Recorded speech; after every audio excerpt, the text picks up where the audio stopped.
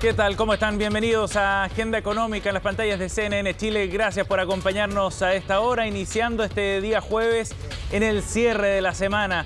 Gracias por sumarse a esta revisión de 30 minutos con lo más importante que ha ocurrido en las últimas horas y proyectando también algunos de los temas importantes para seguirle la pista durante el día de hoy. Vamos a comenzar de inmediato con nuestro resumen de noticias para contarles detalles de lo que va a marcar agenda en el día de hoy, en este jueves 20 de mayo.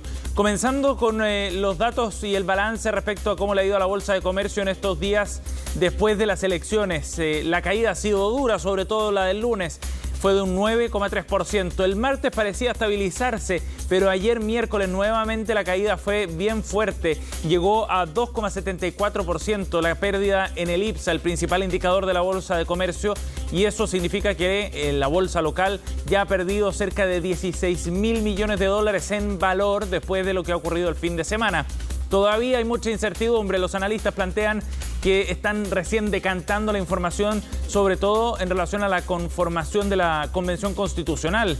Estos 155 chilenos que van a redactar la nueva Carta Magna. Bueno, en la medida que ha surgido más información, se está incorporando eso en el mercado. Todavía esa incertidumbre permanece. Veremos qué es lo que ocurre hoy día con la Bolsa de Comercio chilena, que ha sufrido, como vemos, una fuerte desvalorización en estas 3 jornadas. Vamos a estar revisando otros temas también en materia política. Ayer hubo novedades en torno al salario mínimo. Esta negociación que está llevando adelante el gobierno con su propia propuesta busca llevar hasta los 337.000 pesos el salario mínimo, el sueldo bruto que se puede pagar en nuestro país, en la base. Bueno, ayer el gobierno decidió retirar el proyecto, suspender la votación en la Comisión de Trabajo, según las declaraciones del ministro Patricio Melero, para buscar una nueva fórmula. Se entiende mejor que la que ya hay, que dista mucho de lo que quería la CUT. Pero no solo un nuevo número, sino también una fórmula que sea gradual en el tiempo, decía el ministro Melero, porque no estaban los tiempos precisamente para poder hacer cambios muy drásticos, sobre todo pensando en que hay todavía 1 millón de personas que está fuera del mercado laboral, que no ha encontrado empleo desde el inicio de la pandemia y la crisis económica asociada. Ya vamos a revisar más detalles al respecto. Por otro lado, hay un debate bien interesante que está tomando cada vez más fuerza. Esta semana, por ejemplo, comerciantes de Patronato acá en Santiago reclamaban porque querían volver a trabajar, querían reapertura cuando su comuna todavía permanece en la fase 1 del plan paso a paso. Pues bien, esa idea entonces va tomando fuerza y ya se plantea directamente el término de las cuarentenas.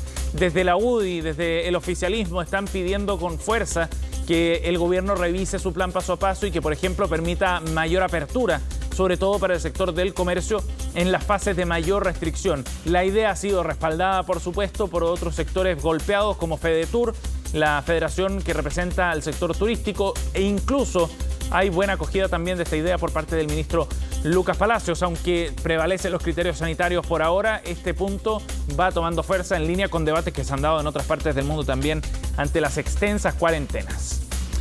Por último, estaremos revisando detalles en torno a la proyección del precio del cobre. Cochilco hizo ayer su actualización del rango de precios esperado para este 2021. La última proyección la había hecho en enero. En la de ayer fue de un 4,3 dólares por libra. Ese sería el precio promedio de este año. Es un salto enorme respecto a la proyección que había hecho a comienzos de año, cuando esperaba 3,3 dólares. Es decir, hay 100 centavos más de diferencia en esta proyección. Por cierto, muy buena noticia para las arcas fiscales. Recordemos que por cada centavo de dólar extra en la cotización promedio de todo un año, suben en cerca de 50 millones de dólares los ingresos a las arcas fiscales. Si redondeamos, estamos hablando de cerca de 1.500 millones de dólares más que podrían ingresar a las arcas en este año 2021. Y recordemos que el gobierno además ha hecho proyecciones en torno a los 4 dólares. O sea, Cochilco está proyectando más de lo que proyecta el Ejecutivo. Buena noticia, sin duda, a pesar de que el precio del cobre ha caído en las últimas 2 sesiones. Hoy día está cayendo en torno a medio punto porcentual. Nos vamos a revisar también detalles del mercado, porque en esta jornada vemos números en general y una tendencia a la baja en los mercados europeos. El IBEX de Madrid, por ejemplo, está cayendo 1,23%. Antes de eso, el Hang Seng había caído 0,5%. Mientras que en Londres hay algunas noticias algo mejores, 0,29% de alza para la bolsa londinense. Veremos qué es lo que ocurre en el día de hoy acá en el IPSA, cuando ayer, como veíamos, hubo una fuerte caída en torno a 2,7%. Algunos analistas ven posibilidades también de comprar más barato, que podría impulsar el indicador local. Bien, 8,5. Momento de empezar a revisar ya en detalle las informaciones del día de hoy. Vamos a partir con el ámbito político y las discusiones que se están dando en materia tributaria en el Congreso. En particular porque el proyecto de los superricos, recordemos que pasó al Senado con el rechazo de buena parte de los componentes, de los puntos que planteaba este impuesto. De hecho, este proyecto establecía un alza en el gravamen, la creación de un gravamen especial para las mayores fortunas. Ese punto fue rechazado, pero esperan reponerlo en el Senado. En esa instancia, en la Cámara Alta, también se está discutiendo el proyecto de royalty minero, de tal forma que se van generando varios puntos en materia tributaria que empiezan a cobrar fuerza también y apoyos en el Senado, en la Cámara Alta. Vamos a revisar detalles en la siguiente nota de Belén Vázquez. Por la afirmativa, 79 votos, 47 en contra, 10 abstenciones. Rechazado. Para muchos este resultado fue sorpresivo. El proyecto que establecía un impuesto a los superricos fue rechazado en la Cámara, pese a que había logrado sortear varios escollos previos. También se rechazó el alza transitoria a 30% del tributo a las utilidades de las empresas. Aun cuando los resultados electorales mostraron un castigo a la clase política y en particular al oficialismo, los parlamentarios se cuadraron en descartar esta iniciativa pensada para ayudas sociales en el contexto de la pandemia. En general, la derecha siempre está por bajar los impuestos y no por subirlos. Desde esa perspectiva, entonces, parece que la primera reacción ha sido desde los principios por parte de los partidos del oficialismo. Las críticas cruzadas abundan, pero ahora es el Senado el encargado de tramitar el proyecto que momentáneamente solo contempla la reducción del IVA a ciertos productos. La oposición anunció que buscará reponer la esencia de la iniciativa en la Cámara Alta y para ello ya se iniciaron las tratativas. Esperamos en el Senado revertir esta situación y de cara a la ciudadanía que vean cómo votan sus parlamentarios y nuevamente esta derecha que protege a este 1% de los más ricos en el país cuando es el momento de contribuir. Y no porque haya una pataleta del Partido Comunista, nosotros tengamos la obligación de votar a favor lo que ellos proponen. En paralelo, el Senado dio luz verde esta semana a la tramitación del royalty minero con 18 votos a favor y 3 en contra. En lo sustancial, los cuestionamientos a este proyecto apuntan a la alta carga tributaria con que quedaría el sector minero local y que, al ser un impuesto, es materia exclusiva del Ejecutivo. Desde el punto de vista constitucional hay ahí un debate pendiente respecto a si el Congreso tiene las facultades para impulsar un proyecto impositivo sin el Ejecutivo. Que todo es debatible en el marco constitucional. Para eso es el Congreso. Ahora es la Comisión de Minería la que deberá analizar el proyecto y determinar si pasa a la sala, que verá, entre otras cosas, la tabla de cobros escalonados según las ventas de las compañías y los precios de las materias primas. Es el momento de contribuir más desde el punto de vista de los nuevos ricos, también desde el impuesto al royalty por el alto ciclo del precio del cobre. Debates que serán analizados en los próximos días cuando la atención política se centre en algo más que las candidaturas presidenciales o los nuevos constituyentes. Bueno, y se va configurando un escenario también de varios cambios tributarios importantes que generan algo de ruido también en el sector empresarial. De hecho, ayer el presidente de la CPC, Juan Sutil, se refirió precisamente a este tema. Valoraba el hecho de que se hubiera rechazado este gravamen en particular, más que por el tema de fondo, porque asegura que esto responde principalmente a impulsos políticos de corto plazo. Escuchemos nuevamente al presidente de la CPC, Juan Sutil. Las reformas tributarias, que son más bien sistémicas, que responden a objetivos de largo plazo, al país que queremos construir, eso no se resuelve con impulsos inmediatos. Hoy día Chile tiene los recursos para enfrentar la pandemia, están acordados por el gobierno y la oposición en el Congreso, están disponibles para hacerlo. El ministro de Hacienda ha dicho en varias oportunidades que hay margen para poder enfrentar esto y por lo tanto yo creo que hay que llamar más bien a la cordura. Bien, vamos a profundizar en un tema que adelantábamos en nuestro resumen de noticias. La idea de terminar con las cuarentenas y generar modificaciones en el plan paso a paso va cobrando cada vez más fuerza. Desde sectores del oficialismo ya lo han planteado, entre ellos el presidente de la UDI, Javier Macaya, la diputada Paulina Núñez. Incluso también se transforma en un tema para algunos candidatos presidenciales. Sebastián Sichel ha insistido también en esta idea de poner fin a las cuarentenas por la efectividad que están teniendo por un lado, pero también por el impacto económico que están generando para muchas pymes. Se resulta una situación cada vez más compleja a pesar de las ayudas estatales, por ejemplo, que se han ido entregando, como los créditos FOGAPE. Pues bien, esta idea va generando también apoyos, por supuesto, dentro de los mismos sectores afectados. En FEDETUR se pronunciaron a favor de esta iniciativa que buscaría revisar, como decíamos, las condiciones de cierre de las actividades comerciales. Hemos pedido al gobierno, a través de una carta que enviamos al ministro de Economía, Fomento y Turismo, Lucas Palacios, la cual se entregó en el día de ayer, solicitando el avance en la implementación de un carné verde que permita dar mayor movilidad a los chilenos, que también permita reducir al mínimo el toque de queda. También, por otro lado, hemos planteado la necesidad de reducir los cordones sanitarios y ir avanzando en la implementación de la apertura de fronteras, tomando en consideración que Chile ha sido un país muy exitoso en el proceso de vacunación. Bueno, ahí está la propuesta, la mirada de parte del sector turístico, que ha sido duramente afectado en momentos en que se está hablando precisamente de una reactivación, de recuperación de ciertas actividades con modelos que están funcionando ya en el Reino Unido y en Israel, por ejemplo. Hay evidencia que permitiría avanzar en esta línea. Una noticia, por cierto, bien recibida por estos sectores. En el gobierno, desde algunos puntos en particular, desde el Ministerio de Economía, han visto también con atención el debate respecto a estos temas. Escuchamos al ministro de Economía, Lucas Palacios. Podría ser una posibilidad real. Esto no es una decisión que tomo yo, se toma colegiadamente y también tiene que ver con el nivel de contagio. Cada hora adicional hay que ir tomándola con responsabilidad. ¿Cuánto quisiéramos nosotros poder levantar completamente el toque de queda? Estamos en una pandemia y tenemos que dar los pasos firmes, pero responsables. Ustedes me han visto, yo he sido el primero en pedir que exista un mayor nivel de libertad para que los distintos negocios puedan funcionar. Las pymes están muy golpeadas.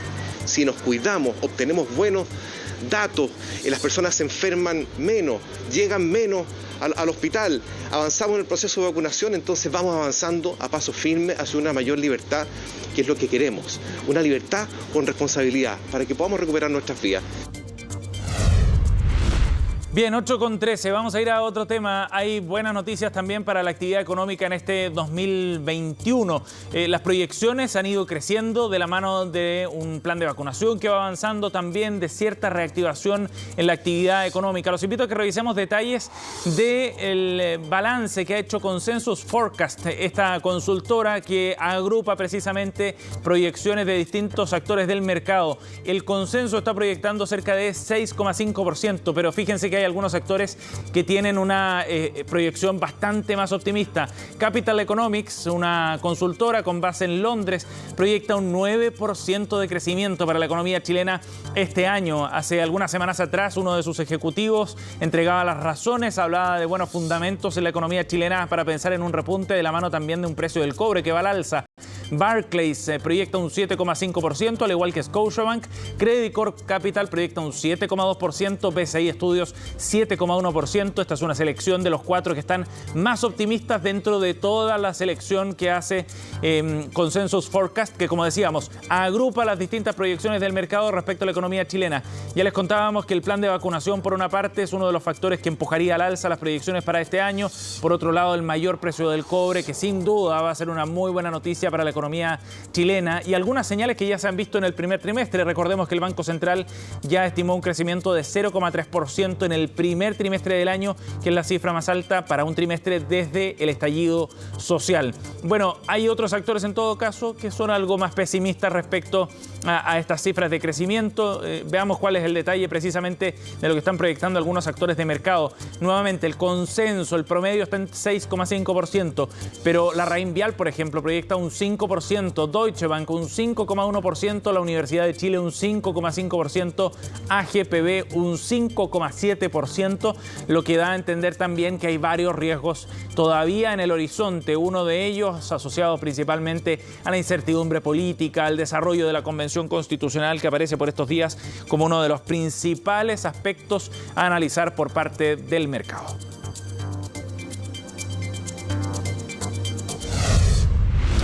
8:15 minutos. Vamos a ir a otro tema porque un interesante estudio analiza los efectos que ha tenido el tercer retiro. ¿En qué se ha gastado este tercer retiro por parte de los chilenos? Es lo que analiza la Cámara de Comercio de Santiago. Los invito a que revisemos algunos detalles porque hay números que son bien interesantes de mirar y hay un comportamiento además diferenciado respecto a lo que se hizo en el primer y segundo retiro que ya se desarrolló, recordemos, el año pasado. La compra de alimentos sigue siendo una de las categorías donde más se ha destinado la plata. Sin embargo, esto baja de un 62 a un 54% de las respuestas que entregan algunos de las personas que han retirado precisamente este tercer retiro. Lo mismo ha ocurrido con el pago a los servicios básicos. Esta sección bajó más de 10 puntos porcentuales y se ubica en un 39%. Acá hay un dato bien interesante. Los emprendimientos suben a un 15%. Este es un alza bien relevante en el caso de quienes buscan emprender. Las personas que declararon haber gastado parte de su retiro en este ítem sube de un 8 a un 15% y se suma a aquellas personas que quieren ahorrar, que tuvieron un alza similar, 8 a 13% la inversión en ahorros. Interesante ver estos comportamientos. Ya se nota quizás menor urgencia por parte de tanta gente en algunos aspectos que son de primera necesidad y se empieza a priorizar también otros aspectos que buscan generar ingresos a futuro. Y eso es bien relevante pensando además que el Banco Central, recordemos, estima que cerca del 40% de los retiros iniciales se ha gastado. El otro 60% está todavía en algún tipo de instrumento de ahorro o en una cuenta corriente, lo que habla todavía de muchísimo capital por gastar en la economía local. 8:17, bien, vamos a ir a una pausa, volvemos al regreso analizando detalles de lo que está ocurriendo con el precio del cobre. Las proyecciones han mejorado para este año, lo conversamos con el analista Juan Carlos Guajardo. A la vuelta, volvemos.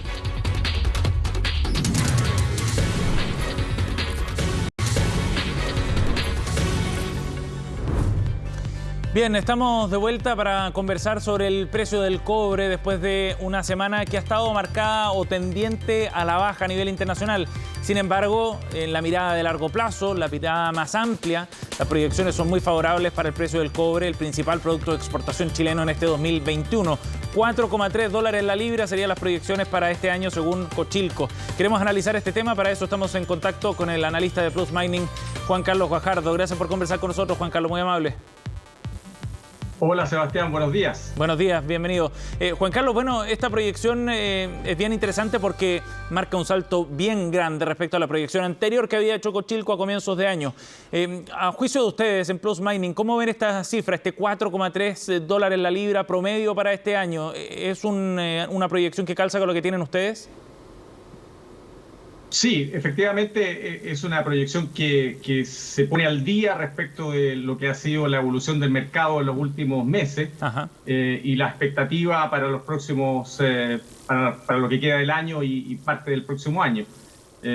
Nosotros tenemos una proyección similar, tal vez un tanto menor, pero sí, sobre los $4, ya que estamos instalados en ese territorio y probablemente continuemos allí por un tiempo. Sí, ¿cuáles son los fundamentos, Juan Carlos, para explicar esa proyección y para prever que se mantenga por un buen tiempo este precio por sobre los $4, por lo menos de aquí a fin de año? Bueno, las materias primas han vuelto a recuperar el favor de los mercados. Los fundamentos de oferta y demanda se han fortalecido.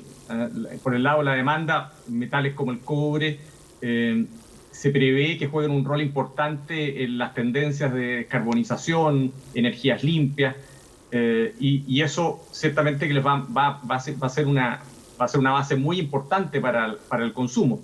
Y por el lado de la oferta, las dificultades aumentan constantemente por razones de la pandemia, por razones políticas, geopolíticas.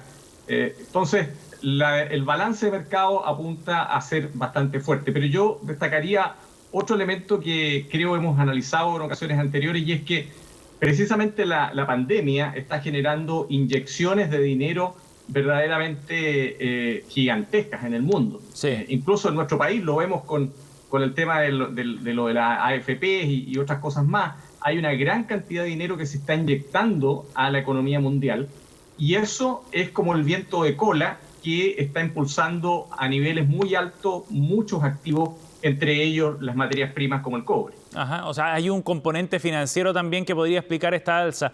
La pregunta es, Juan Carlos, si es que eso podría haber inflado quizás el precio como un asunto transitorio, o bien es un tema que va de la mano con los aspectos, digamos, productivos que tú mencionabas recién. Yo lo describiría como que es como un factor que eleva la cotización tal vez por sobre lo que sería su nivel de equilibrio para los fundamentos que tiene. Ajá. Es decir, tenemos un valor que va a estar tal vez un poco por encima de lo que debería por algún tiempo. Ahora, este no es un factor que podamos simplemente aminorar o tomar a la ligera. Claro. Las políticas de estímulo están previstas para perdurar al menos 2 años. Eso es lo que ha dicho, por ejemplo, la Reserva Federal de Estados Unidos, que va a mantener unas políticas expansivas por lo menos 2 años y va a dejar, por ejemplo, la inflación en un segundo plano. Ahí puede haber una tensión, Sebastián, que yo me gustaría mencionarla, porque también esto hay que tener cierto cuidado, ¿no? Si la inflación acelera demasiado rápido, y es una posibilidad, estas políticas expansivas podrían tener ciertos límites y terminar antes de lo previsto. Y eso podría quitarle un poco este impulso tan extraordinario que están teniendo los precios del cobre en este momento. Así que por eso que es siempre conveniente tener algo de cautela en esto, ¿no? Sí, sí, por supuesto. Juan Carlos, ahora volviendo al efecto que pueda tener este mayor precio y a la descripción que tú hacías de la industria en términos de oferta y demanda a nivel global, ¿qué podríamos esperar desde el punto de vista de la inversión acá en nuestro país? ¿Este precio del cobre podría empujar al alza la inversión proyectada para los próximos años? Bueno, no hay ninguna duda de que cuando estamos en periodos como este, que en realidad estamos al comienzo de un ciclo de muy buenos precios, es decir, sabemos que por varios años vamos a tener buenos precios, la inversión tiene un aumento. Eso uno lo puede constatar en diferentes, digamos, consultas, actividades que se van realizando, y uno detecta que hay interés por invertir. Eso está claro.